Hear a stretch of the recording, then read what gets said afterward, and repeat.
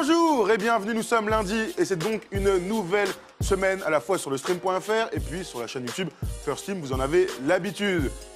Pour m'accompagner, l'homme des JO 1988 16. Non, 88. Ça, c'est 16. 88. Ouais, ça, c'est La Russie, 2019. 88. C'est surtout 2019 et surtout très stylé un peu. Arrête. Ouais, non, il est lourd, il est lourd. Dites dans les commentaires. Je vois des choses improbables. Dites dans les commentaires si ça vous plaît, ce nouveau flow de Erwan Abou-Chouette, l'homme du track and field.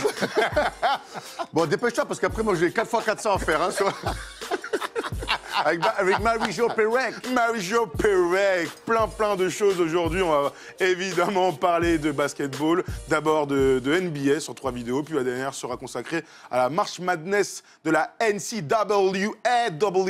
Mais avant ça, Erwan, t'avais 2-3 trucs à nous montrer, paraît-il? J'ai 2 choses. Alors, on a reçu ce matin, grâce à notre ami Shahid, qui bosse avec Sébastien Abdelhamid, et on les remercie tous les deux, on les embrasse très fort, on sait qu'ils nous suivent. C'est Slam Dunk, le manga, qui est ressorti. Donc, on a reçu ça ce matin. Donc, voilà, vous pouvez les trouver, j'imagine, dans toutes les bonnes librairies. Ouais. Donc, moi, je ne connais pas, perso, mais je vais découvrir ça, comme le mot a été mis.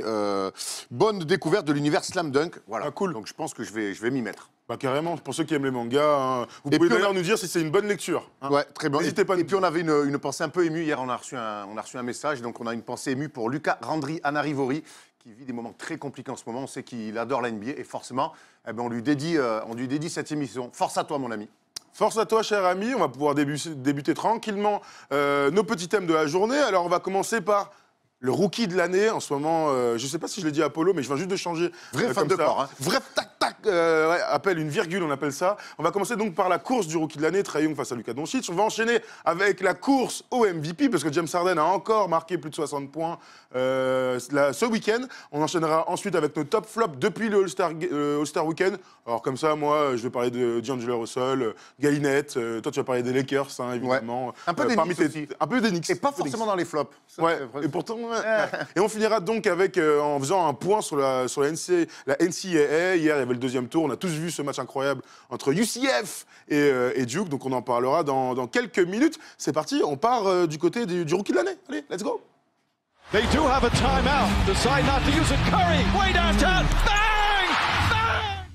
Luka Doncic est donc le rookie de l'année pour tout le monde. Enfin, tout le monde jusqu'à ces derniers jours, ces dernières semaines, puisque Trae Young revient très fort dans la course. Alors, certains, tels Stephen Brown, ne sont pas d'accord avec ce genre de questions, mais on est obligé de se la poser. Est-ce que Trae Young, Erwan, pourrait se rapprocher, voire dépasser Luka Doncic? J'ai un peu de mal à y croire et on voit ce magnifique truc de Steph. Lui, d'habitude si fort dans l'argumentation, là, se contenter d'un simple lol. Mais j'ai l'impression que Trae Young, je pense, il doit de l'oseille à Steph Brun. Et on sait que quand on doit de l'argent à Steph Brun, il rigole pas. Et je suis bien passé pour en parler. Tu lui dois encore 7 000 €. Oui, ça va venir, t'inquiète pas. Je vais vendre ma veste déjà. Non.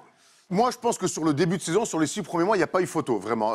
Luka Doncic est rentré dans cette saison de belle manière. Il a répondu à toutes les attentes, voire plus même, par la manière, par le style de jeu flambant aussi, et il a pris quelques matchs. Trae Young a démarré un petit peu plus lentement sa saison, parce que je pense qu'il y avait aussi un gap physique à prendre, ce que Luka Doncic ne savait pas, parce qu'il avait déjà connu le très haut niveau en Europe, et je pense que le démarrage, clairement, la première partie de saison jusqu'au All-Star Game, elle est clairement à l'avantage de Luka Doncic. Elle est clairement à l'avantage de Luka Doncic qui fait une des plus belles saisons rookie de l'histoire. On voit le comparatif des deux joueurs. Donc 21 points pour notre ami Luka. Trae est à presque 19 points. Bon, les rebonds, évidemment, Luka en prend beaucoup plus. Et du point de vue des passes, presque 8 pour Trae Young, c'est incroyable. On voit que les bilans sont presque similaires. Il y a 3 victoires d'écart, sachant qu'il y en a une des deux qui prend plus de matchs que l'autre. Même si Dallas est allé prendre a mis une énorme roost à Golden State à l'extérieur avec un Dirk extraordinaire. C'est ça. 30 points. Ouais. N'oublions pas que Dallas, c'est à l'ouest et que Atlanta est à l'est. Absolument. On en parlera. On en reparlera du côté de Bucks et des Rockets dans quelques secondes. Et on verra que cet argument ne tient pas toujours. En tout cas, allons sur d'abord Trae Young et sa forme du moment, qui est vraiment très fort. Pourquoi on a cette petite question en tête? Parce qu'il a mis un superbe buzzer beater face à Philadelphie, donc dans un gros match pour eux de la conférence Est. Et c'est vrai que lorsqu'on parle de saison au global, il y a plein de trucs qui doivent nous venir en tête. Alors oui, il y a les performances, la régularité, ce genre de choses. On va y aller tout de suite sur les stats depuis le All-Star Weekend. Vous allez voir à quel point il est très fort, Trae Young. Mais quand tu mets un buzzer beater face à une très bonne équipe de ta conférence, eh bien tout le monde se dit « Waouh !» Ce gars, il n'a pas seulement du talent, mais il est surtout en train de montrer qu'il a beaucoup de talent. Alors, Trae Young progresse à l'image de son équipe. Et c'est ça qui est intéressant aussi. Je trouve que les Hawks, on en parle assez peu, bossent très bien. Le coach en place fait des choses. Il y a plein de petits jeunes. Et forcément, cette équipe, elle est construite autour de Trae Young. Et j'ai l'impression que ça bosse bien, que ça progresse. Et c'est en ça que c'est intéressant. Et c'est vrai que les stats là, elles sont d'une violence rare, quand même. Plus de 25 points, quasiment 9 passes, 4,6 rebonds. Et puis, je te dis, ça prend des matchs. Alors, 7 victoires, 9 défaites, c'est pas non plus des bilans. Mais c'est presque à l'équilibre, c'est bien. Et puis, il y a des victoires de référence. Et la victoire face aux Sixers, qui en ce moment sont en mode rouleau compresseur, elle n'est pas anodine. Et on voit surtout que dans les fins de match, notre ami, il perd pas mal de ballons, parce qu'on peut rajouter 4 ballons perdus de moyenne. C'est un peu beaucoup. Mais en tout cas, c'est un mec qui ne s'échappe pas, Trae Young, et qui vraiment connaît une fin de saison assez incroyable. Et quelque part, il a relancé la course au titre de rookie de l'année, qu'on le veuille ou non. Il a relancé la course au titre de l'année. Alors, j'ai du mal encore à imaginer qu'il puisse passer devant Luka Doncic. Fais attention, il y a Rudy Gobert là, qui est à 2 doigts de tomber de la falaise. Voilà, avant qu'il tombe, déjà qu'il est tombé et qu'il a mal à l'épaule depuis. Non, c'est vrai que Trae Young est surprenant. On a beaucoup parlé tout au long de la saison du fait qu'il fallait digérer donc ce gap physique, passer de la NCAA avec son petit physique à la NBA où tous les soirs il va être attendu. En plus, comme l'année dernière, il avait plutôt flambé avec sa fac d'Oklahoma. Eh bien, on pouvait imaginer qu'il soit attendu et donc qu'on lui rentre dans le chou. En attendant, à partir du moment où il s'y est mis physiquement, tu vois, il a digéré tout ça. Bah, son adresse a remonté, son pouvoir d'attraction n'a jamais été aussi fort que ces derniers temps. Et il a une très forte faculté à aller au lay-up aussi. Tu vois, il va très vite. Il va très vite. Quand on parle souvent de Steph Curry, on dit tout le temps c'est qu'un shooter à 3 points. Enfin, je grossis évidemment le trait. Mais c'est un joueur extraordinaire en pénétration. Le nombre de finitions qu'il a sur les grands, des end-one et tout, et Trae Young, par moment, le retrouve. Alors, il se fait beaucoup contrer, à Everson aussi, à l'époque, mais il n'empêche qu'il a en lui cette faculté à toujours scorer, à toujours proposer des choses. C'est ce qu'on avait dit au cours de cette saison, c'est qu'il a quand même toutes les qualités qui font qu'on peut briller dans le basket moderne. Handle, tir de loin et vista et une vitesse. Ouais, il va très, très, très, très vite, notre ami. Maintenant, voilà, tu sais ce que j'attends de lui dans l'évolution. Il a pris, je pense, la dimension de la NBA. Maintenant, il va falloir confirmer. Je pense qu'il va finir très fort la saison, voir comment il va revenir. Je le vois beaucoup parler. Il a presque envie de prouver. C'est pas un reproche quand je dis ça, c'est un constat. Il a presque envie un petit peu de dire aussi aux gens arrêtez de me prendre pour un bébé. Moi, j'ai des vraies ambitions et pas seulement de marquer des points, de marquer des points dans la ligue. Tant mieux pour lui. Je vais être très attentif à son évolution. J'ai déjà été toute la saison et je suis le premier surpris. Mais là, il fait quand même des chiffres assez énormes. Et là, force est de constater, de dire merde, ce mec-là, quand même, ça. Quand il s'y met, c'est compliqué, et même pour une forte défense comme Philadelphie. 25 et 9 là, c'est sur un échantillon d'un mois. C'est justement des stats pour être joueur du mois, par exemple. Tu vois, 25 et 9 à la passe pour un meneur de jeu, on voit rarement ça. Alors, on pourrait parler du glouton Russell Westbrook qui a un triple-double, de Stephen Curry, des Damian Lillard, tout. Mais ce sont des stats. Je parle vraiment que des stats. Il n'en est pas encore là du point de vue de l'impact, ni défensif. Mais il n'empêche qu'il fait des stats de mec qui est là depuis 2, 3, 4 ans et qui a les épaules. Sur un mois et demi. Après, c'est toujours pareil. Un mois et demi, bien sûr. C'est toujours pareil. Après, les Hawks, on n'attendait rien d'eux collectivement cette saison. C'est toujours pareil. La première pierre, c'est pas la plus compliquée à mettre. Maintenant, je veux voir comment l'équipe va évoluer et va se rapprocher petit à petit de la lutte au play-off au fur et à mesure des années. Et c'est là où les adverses regardent Donovan Mitchell, sa saison rookie, regardent son début de saison cette année. Et lui, je pense qu'il a une équipe derrière qui défend fort. Il a eu du mal à s'y mettre cette année parce qu'il était attendu. Maintenant, la réponse à ce mec-là, c'est que l'année prochaine, il va être attendu. Comment il va réagir? Je pense que, par exemple... On n'y est pas encore. Ouais, on va y arriver très vite. Je pense, par exemple, qu'un Luka Doncic, pour moi, est quand même plus armé pour le très, très haut niveau, c'est-à-dire des grandes joutes de play-off et éventuellement des finales de NBA un jour. Absolument. De toute manière, il y a plusieurs questions dans cette petite comparaison. On rappelle qu'ils ont été échangés à la draft. Il y a la question de la saison. C'est pour ça que je dis qu'on n'y est pas encore. Parce que l'année prochaine, il y aura encore une dizaine de matchs à jouer. Il y aura tout un été dans lequel il va pouvoir se renforcer, travailler ses points faibles et ensuite commencer l'autre saison. On n'y est vraiment pas encore. Déjà, c'est une très bonne surprise, une très belle satisfaction du côté des Hawks de voir ce gars-là à ce niveau-là. D'ailleurs, il a pas mal de mecs qui le soutiennent dans la course au rookie de l'année. Polo, on l'a vu passer vite fait, mais tu peux me le mettre plein pot, s'il te plaît, les petits tweets d'autres joueurs NBA qui sont persuadés que c'est lui, le rookie de l'année. Alors, c'est un peu couillu de dire ça, mais Donovan Mitchell, dont tu viens de parler, dit qu'il est rookie de l'année. Kyle Kuzma, Blake Griffin, c'est quand même des joueurs qui comptent en NBA et qui sont prêts à soutenir le Lilliputien d'Atlanta. Moi, je pense que sur la durée, sur la saison complète, parce que c'est bien qu'il faut rappelons, c'est bien de bien finir, c'est bien de bien commencer aussi. Une saison, c'est de octobre à avril, parce que ces deux-là ne verront pas les playoffs cette année.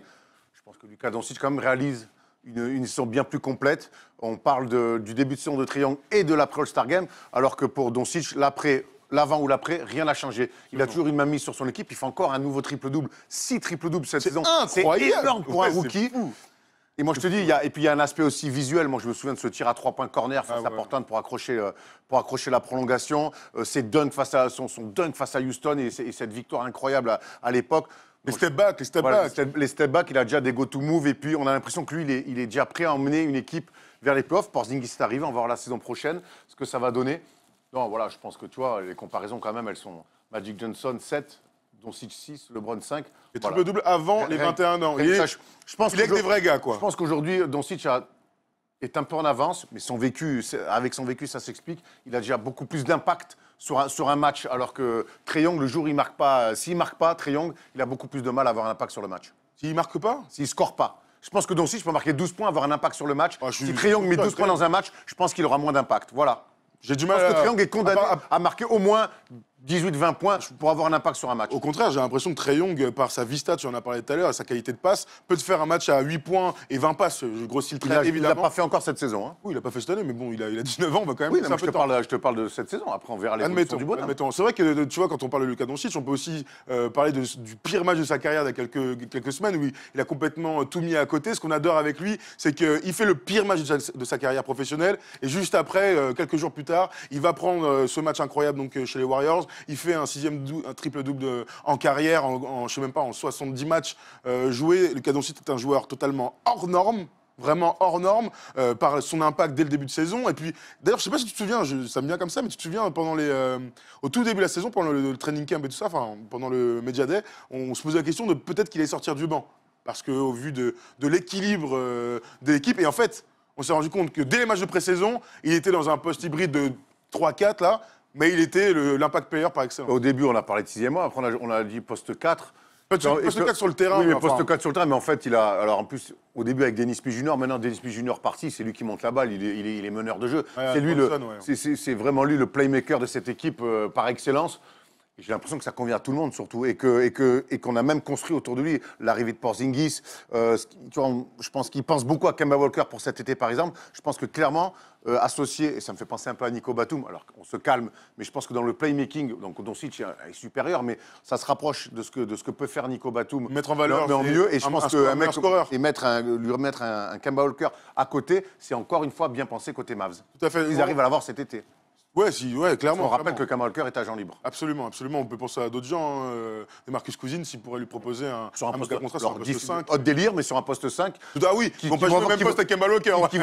Qui vont avoir besoin de sécuriser aussi. Donc voilà, il y a plein d'options cette année pour les Mavs. Et je crois clairement qu'avoir Luka Doncic dans ton équipe, pour des free agents comme de Marcus Cousins ou Kemba Walker, ça peut être attirant. Absolument. On vous rappelle qu'on est en direct, on voit tous vos commentaires. Stu, il nous dit Trae Young est fou, oui, mais malheureusement pour lui, Luka Doncic sera rookie de l'année au vu de sa saison. On a aussi fait un petit sondage sur Twitter hier pour avoir un peu vos avis sur cette petite question. Luka Doncic ou Trae Young. Alors vas-y mon Polo, n'hésite pas à m'envoyer ces petits commentaires et ces petits sondages. Alors est-ce qu'on parlait de la question du Coroy, donc puisque Trae Young revient dans la course, va pas le dépasser. Bon, en tout cas, voilà, je pense que Doncic l'a gagné, clairement. Mais on pouvait se poser la question de ce qu'il pouvait avoir ce double trophée qui a déjà existé dans l'histoire de la NBA. Déjà, ce qui est bien, c'est que ça fait 2 ans d'affilée qu'on se pose la question. C'est vrai. Ça veut dire que la course au rookie de l'année, ça fait 2 ans qu'elle est plutôt cool à suivre. Et assez indécise. C'était Michael Brogdon, l'année 4. Souviens-toi qu'il y a 2 ans, c'est Michael Brogdon, joueur que j'aime beaucoup, mais qui a été élu par défaut complet. Parce que Joel Embiid n'avait pas joué assez de matchs. On se souvient qu'il s'était blessé. Donc, c'est quand même bien quand comme ça se tire la bourre.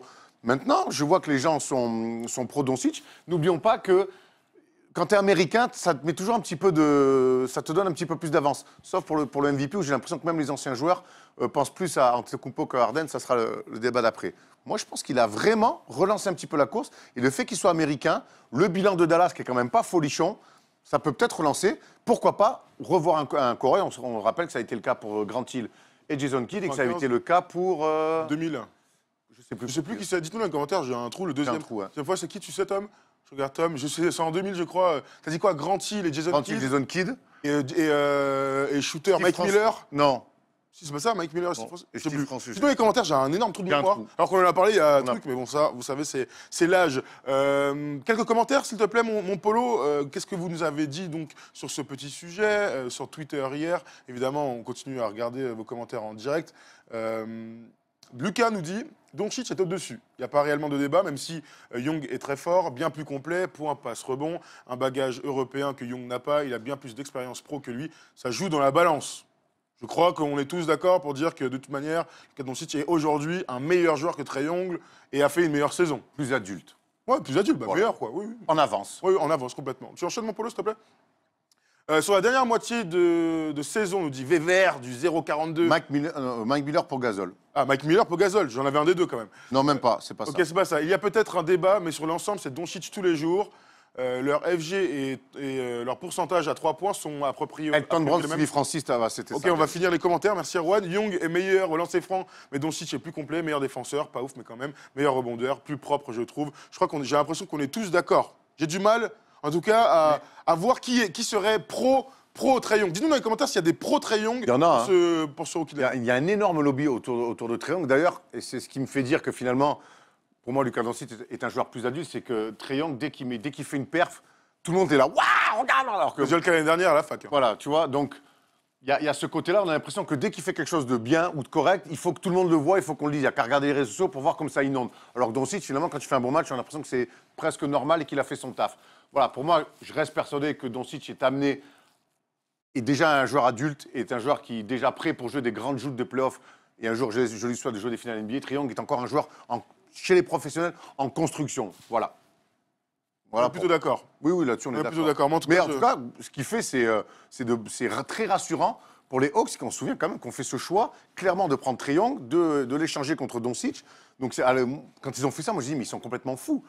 Finalement, ils doivent être un peu rassurés. On verra. Il y en a d'autres qui ont fait l'impasse sur le cas Doncic. On peut penser à Sacramento. Je voulais dire un mot de Marvin Bagley qui, depuis qu'il joue à 100%, depuis qu'il peut donner le meilleur de lui-même, et ben, mon ami, il est très très fort. Alors, je regardais vite fait ses stats ces dernières semaines. Alors, je vais vous retrouver ça. D'ailleurs, aujourd'hui, tu ferais quoi? Ton top 3, ça serait quoi? Eh bien justement, regarde, je voulais te dire ça. Attends, juste les stats depuis le All-Star Break pour Marvin Bagley, c'est 20 points, 53% au tir, 9,3 rebonds en 28 minutes par match et surtout 43% à 3 points avec sa petite papate gauche. Hier, il était contre les Lakers et vraiment, c'est un vrai numéro 2 de draft. On verra jusqu'où il ira, s'il n'est pas pété, si tout va bien. C'est un super joueur. Dans cette hype autour de Eaton, autour de Doncic, autour de Trae Young, Ayton, on l'a oublié. On l'a oublié un petit peu, Marvin Bagley. C'est normal, parce qu'il ne jouait pas, le gars. Enfin, non, mais même, peu. je te parle au début de la draft. C'est quand même en début de saison. Et je trouve qu'on a oublié que ce mec-là est un vrai talentueux. Et c'est vrai qu'il y a eu quelques blessures, quelques retards à l'allumage, mais c'est un vrai talentueux. Poste 4, 5, au large, tous ceux qui des se moves, l'année dernière, très véloce. Personne ne se pose la question. Ouais, mais aujourd'hui, tu vois, moi, je fais mon top 3, je mets Doncic, je mets Trae Young, et je mets Bagley devant Ayton. Moi je veux bien, mais le truc c'est que il y en a qui gagnent des matchs, même si l'autre il a commencé plus tard, il y en a qui gagnent des matchs, qui a des impacts. Ayton, au bout d'un moment, est-ce qu'on n'est pas déçu de la saison de Ayton? Je sais pas, un mec à 16 et 10, non? Moi, je suis déçu. Et tu voulais qu'il fasse quoi? Qu'il soit comme le Shaq? Non, mais c'est une histoire de. Il y a les stats, il y a l'aspect visuel, il y a l'impact aussi sur les matchs. Je trouve qu'il fait. Alors oui, il a un corps, il est costaud, il a des ballons, c'est plutôt un mec qui a du talent, mais je trouve que pour l'instant, il a pas sorti une perf énorme. Regarde, de tous les mecs que je viens de te citer, des 4 rookies là, qui à un moment donné, on est arrivé le matin, on s'est fait putain, t'as vu Ayton hier? Et pourtant, on l'a vu en vrai. Mais moi, ça, je l'entends. Mais on l'a vu catastrophique en vrai. Ce qu'on aime aussi, c'est pas forcément des pics dans la saison. Alors, c'est évidemment qu'il faut mettre des 50 points, des 40 points NBA pour briller. Mais moi, j'aime bien le mec qui est quand même régulier d'un point de vue des stats. On pourrait parler de l'impact, de sa défense et tout. Mais un mec qui a 16 et 10 tout au long d'une saison, ça va pas dire qu'il est décevant, quoi. 16 et 10. Ouais, dans une équipe qui se fait marcher dessus toute la saison. Bien sûr. Mais Marvin Bagley, il participe pas vraiment à la superbe saison de Sacramento. Je dis pas qu'il est nul. Depuis 2 mois. Je dis que c'est pas lui qui fait la balance. Tu vois, entre l'année dernière et cette année. C'est plutôt D'Aaron Fox, tu vois, c'est plutôt Buddy Hield, c'est ça que j'essaie de te dire. Enfin, depuis 2 mois, il finit les matchs et il fait des choses plutôt intéressantes. D'accord, mais depuis 2 mois, ils vont pas se qualifier en play. Bref. T'es mignon, on parle des rookies de l'année, là. Donc moi, je te parle des rookies, je mets Marvin Bagley devant Ayton. Mais dites-nous d'ailleurs ce que vous en pensez. Mais moi, je continue à mettre DeAndre Ayton parce que je récompense une carrière, une saison entière. Courte carrière, hein. Courte carrière. On pouvait aussi parler de Colin Sexton, de Jaren Jackson Jr., qui fait de superbes choses du côté de Memphis, de Kevin Knox, qui lui, par exemple, lui est une déception. On voit des qualités, mais c'est une déception. Rookie du mois en février, il me semble, et depuis, ou en janvier, et depuis. En janvier.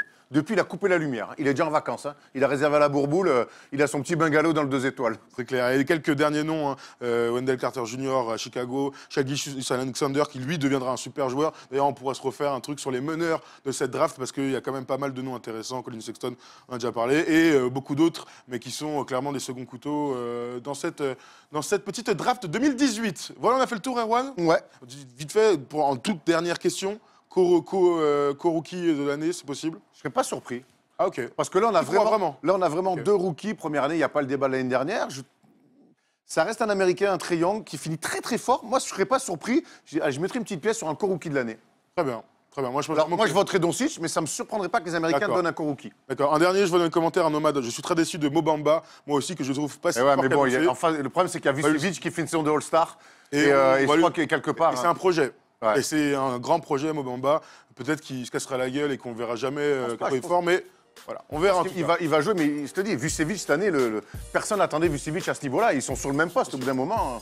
Compliqué, quoi. C'est sûr. On enchaîne, les amis, avec une deuxième vidéo qui nous tient à cœur. C'est la course au MVP. C'est parti.